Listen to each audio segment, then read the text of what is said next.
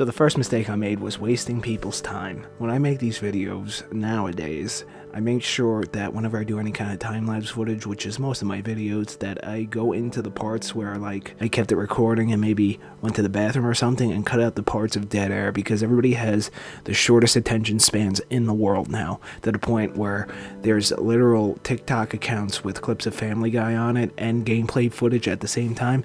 Very bizarre. The number one thing I may have made a mistake in my career here was wasting people's time with some stuff that just didn't turn out to be anything. So make sure that you have an end goal whenever you set out to do anything, and have something at the end to show for it. Sometimes it is about the destination and not the journey. Alright, the second thing that I would consider a massive mistake, not just for an artist, just like maybe any kind of creator that does any kind of content or stuff like that, is announcements. Never announce anything, okay? Unless it's 100% complete and guaranteed to come out when you say it does. Because as soon as you put some information out there, well, you gotta follow it up. So, you can't fuck that up. So I would say never do announcements ever. Just drop things. I think things work out better that way. Never ever announce anything unless it's already a sure thing. And if you're gonna release something, just release it, okay? Don't announce things before you even started working on them. So yeah, that's the moral of that story. Integrity is bullshit. Integrity is nice and all, and it's good to have it, but at the end of the day, integrity doesn't put money in your bank account. I'm gonna be perfectly honest with you here. If you want to become a successful artist or creator of any kind, at the end of the day, you have to do what makes money. Having your artistic integrity or whatever is not going to get you very far. Alright, so speaking of abandoning integrity, I have relaunched my Patreon. Yes, that is correct. I went back to Patreon. You can support me via that if you'd like. You can just check the tiers there if you want to look into it. I'm not going to get into it now, but the short version is that basically you can hold on to your integrity, your artistic vision and all that, but at the end of the day, integrity doesn't pay the bills, so it's okay to be a bit of a shill sometimes, alright? But don't be a shill 24/7, okay? You gotta find that balance. Politics. Never bring them up, ever. Never talk about them. Don't make political pieces. Don't comment on political commentators' tweets, okay?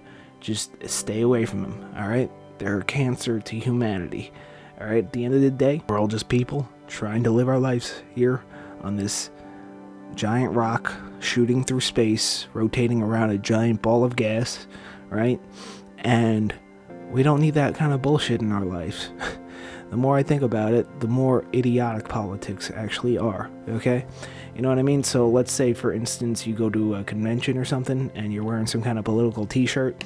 Guess what? You already alienated half of your potential clientele. So just stay away from it. I swear, politics are like drugs. They're like the modern drugs.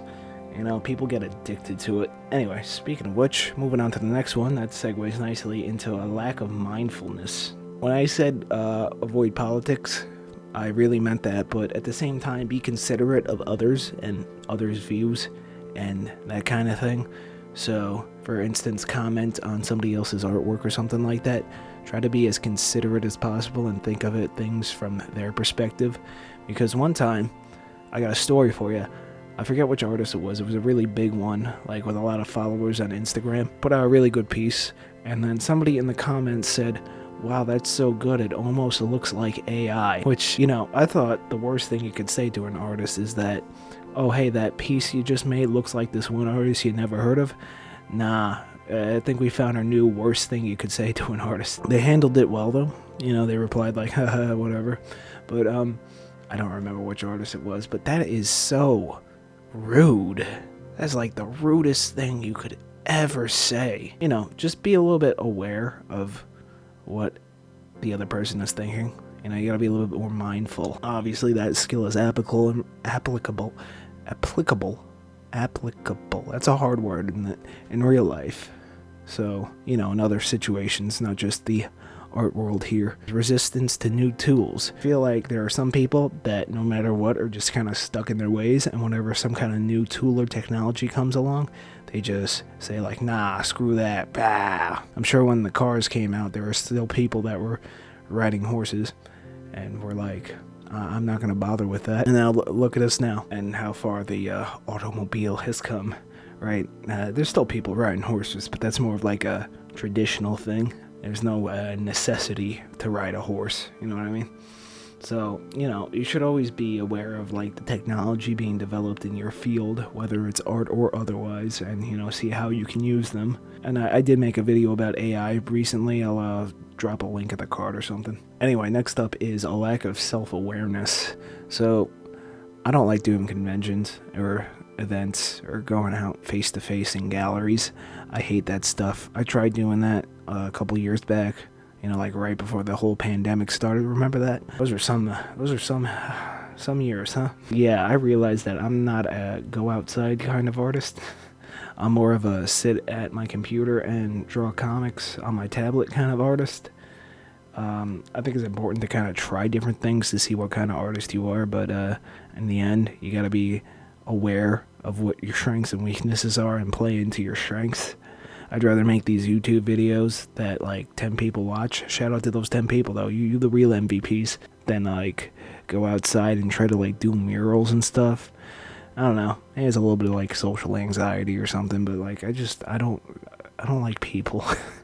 I'm just not a people person. I understand that. You should know what you are and play into those strengths. And speaking of strengths, the next thing is that quality is better than consistency. Alright, I got a perfect example. Have you guys ever read One Piece? Oh, I'm guessing most of you are saying like, nah, that shit's way too long.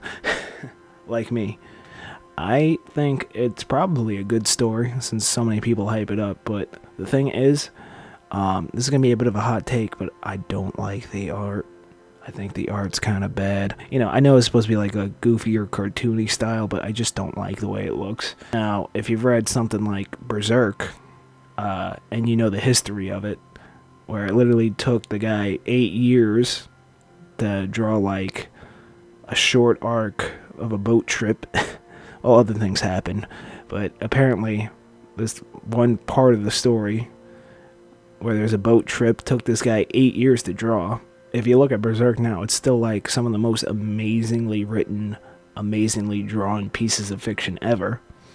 And if you talk to even One Piece fans, they'll be like, yeah, there's some parts that aren't that great. You know what I mean? So, in my opinion, not to mention, even here on YouTube, there are people that make really big videos that only come out like once every few months, but everybody watches them because they're so good. Is that quality is far better than consistency. And you might be calling me a hypocrite right now, saying, dude, you uploaded like 4 times in like a couple weeks. Well, that's because my content is shit. Unsubscribe, please. But yeah, I do think that quality is better than consistency, at least when it comes to your artwork, stuff like that. So, don't grind things out for the algorithm. Just take your time. Make something good. Next up is wasting your own time. So I talked about wasting other people's time. Now there's also something that you can do, which is wasting your own time. Like, when you talk to somebody about commissions, and then you talk to them for like literally 4 hours, and they're like, nah, son, I can only pay you $4 for 10 hours of work. And then you're like, wow, why do I even bother doing commissions anymore? Which is why I've stopped doing commissions. I've also almost fell victim to a scam one time, and there's a lot of people that are just kind of scumbags. And then there was one point where one guy wanted to pay me in cryptocurrency, and it's just, I don't want to draw your fucking pets, okay? Also, have you seen my artwork? Why the fuck are you asking me to draw your pets? Anyway, handling criticism and hate and knowing the difference. Some people are just assholes, and they'll just comment mean shit, and you gotta be like, whatever. You gotta have a bit of a thick skin to deal with that. Some people are just leaving genuine criticism. Now, knowing the difference takes a lot of practice. Sometimes it's kind of hard to tell the difference. This isn't really a mistake I made. This is just something I've noticed, is that some people struggle to tell the difference between what is criticism and what is just hate. There is a bit of a thin line. Like, some people will leave criticism, and then the person that reads it might interpret it as hate, and vice versa. But I think it's just, you just gotta be a bit humble, and be a little bit more thoughtful and mindful, going back to the other thing, in the situation. Yeah, and the last mistake is not subscribing to this YouTube channel. Go ahead and click that red or gray or purple or whatever color button that YouTube's got right there if you haven't. And like and comment and subscribe. Anyway, check me out on Patreon. I'm back on Patreon. Back to e-begging. Yeah, because I have no integrity. Going back to that integrity point, it's more about only those who can afford to have integrity can have it. You know what I mean? The rest of us, we're just trying to make ends meet. I think that's the point I was trying to say here. We can't all be born, you know, in the upper classes. Some of us have to struggle. Anyway, guys, thank you for watching this video. If you like, comment, subscribe, etc. You know how it goes. Bye.